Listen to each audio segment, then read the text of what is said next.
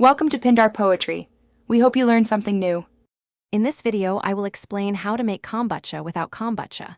First, gather your ingredients: black tea, sugar, and a bottle of unflavored, unpasteurized store-bought kombucha. Brew a strong batch of sweet tea, ensuring it cools completely before proceeding. This initial step is crucial for creating the ideal environment for your new SCOBY to grow. Patience is key as you prepare for fermentation. To begin, brew 4 cups of strong black tea, dissolving 1 cup of granulated sugar completely. Let this sweet tea cool down to room temperature, ideally between 68 and 78 degrees Fahrenheit.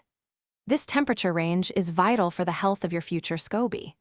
Once cooled, pour the tea into a clean, wide-mouth glass jar, preparing it for the next step in your kombucha journey.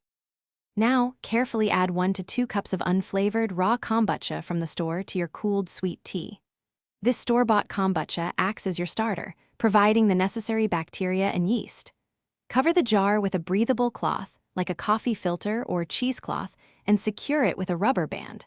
Store your jar in a warm, dark place, away from direct sunlight, for about 2 to 4 weeks.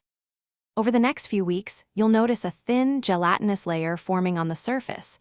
This is your new SCOBY. After about 2 weeks, you can start tasting your kombucha. It should be pleasantly tart, not overly sweet.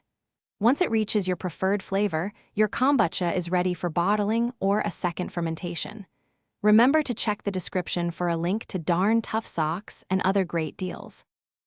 Thanks for watching. Consider subscribing if we helped you.